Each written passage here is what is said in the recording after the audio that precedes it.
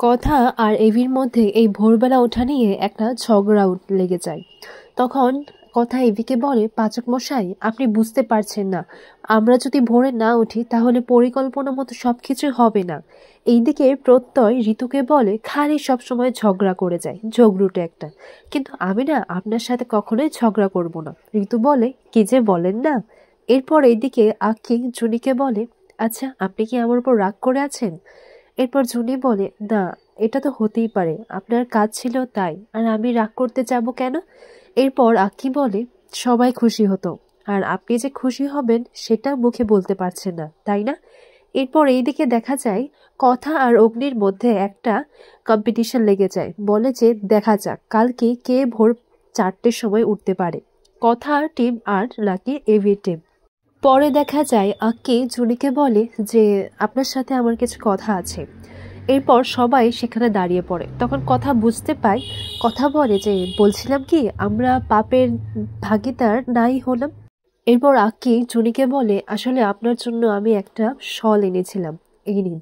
এরপর জুনি বলে, এটা তো খুব দামি হবে, আমি এটা নিতে পারবো না, আপনার কাছেই রাখুন।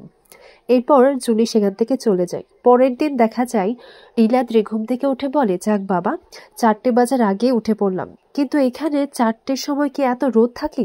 তারপর নীলাদ্রি তার ফোনটা দেখে বলে, বাপরে, এই তো 7টা বেজে গেছে। এরপর হৈহুল্লোড় করে সবাইকে তাড়াতাড়ি ডেকে বলে যে 7টা বেজে গেছে, 7টা বেজে গেছে। এইদিকে কথা আর বাকিরা অলরেডি খেজুরের রস নিয়ে চলেও আসে। এরপর কথা আর এভি যখন সামনাসামনি হয় বলে যে এই তো, চল চল, তাড়াতাড়ি যেতে হবে।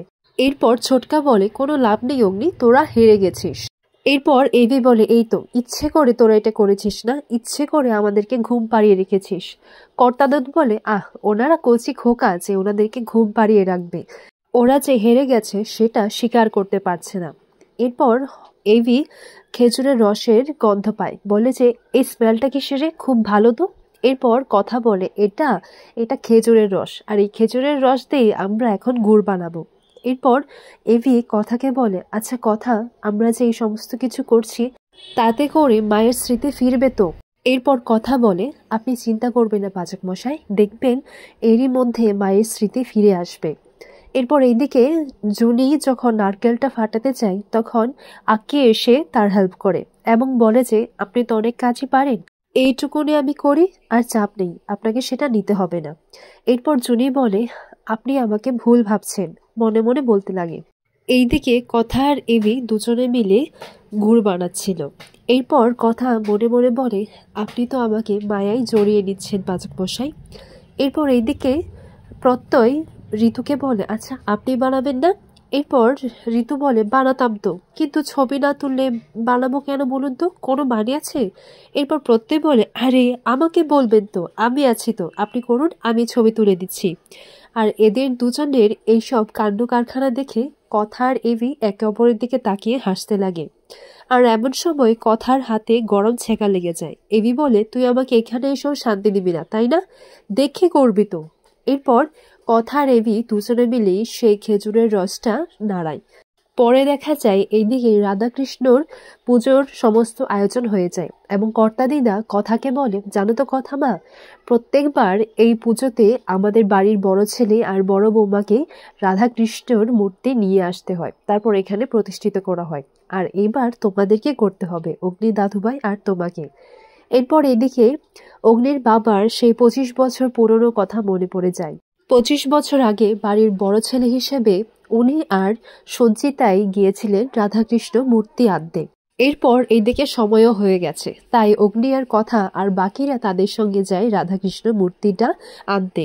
এদিকে চিত্রা বলে, বাবা, আদিক্ষেতা দেখে আর বাঁচি না, আর আমার বরটাকে দেখো, এমনিও সব ব্যবসা লাটে তুলে দিয়ে কোথায় নিজের আখেরটা গুছাবে তা না, উনিও চলে এসেছে ধেই ধেই করে এখানে ফ্যামিলি গেট টুগেদার করতে।